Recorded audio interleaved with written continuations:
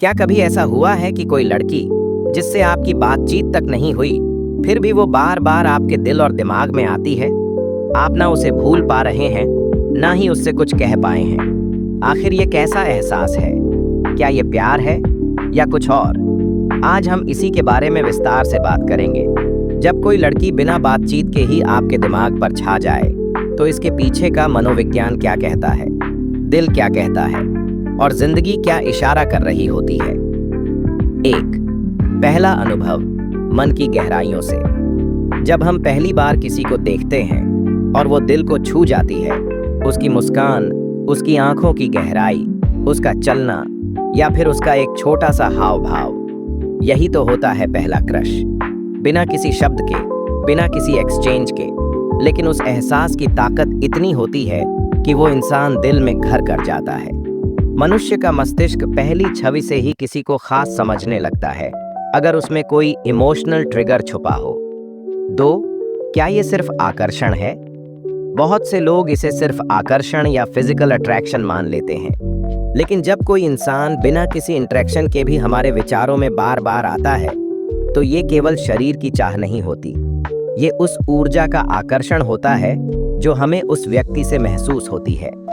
हमारा अवचेतन मन, सबकॉन्शियस माइंड, उन चेहरों, आवाज़ों और मूवमेंट्स को स्टोर कर लेता है जो हमें किसी तरह से सुरक्षित, सुकून भरे या परिचित लगते हैं।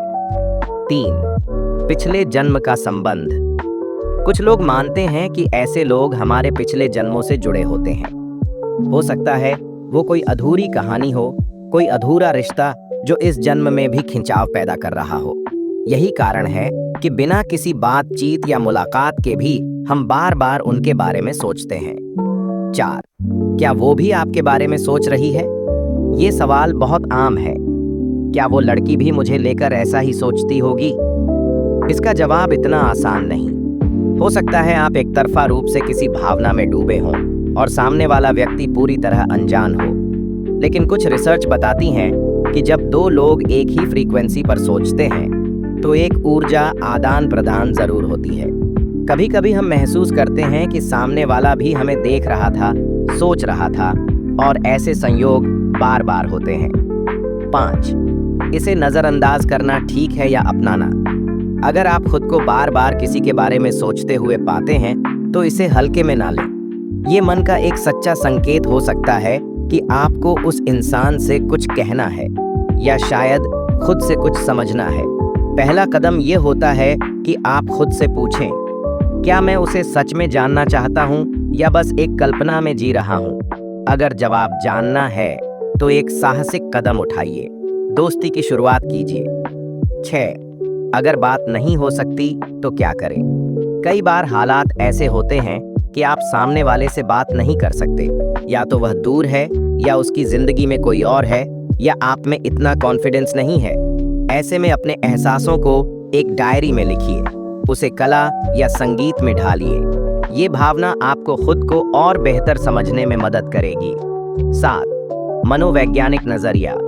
साइकोलॉजिस्ट्स मानते हैं कि जब कोई अजनबी हमारे दिमाग में बार बार आता है, तो वो उस आदर्श, आइडियल का प्रतीक होता है जिसे हम तलाशते हैं। वह व्यक्ति हमारे सपनों की छवि से मेल खा जाता है और इसीलिए हमारे अवचेतन मन में वह छवि बस जाती है।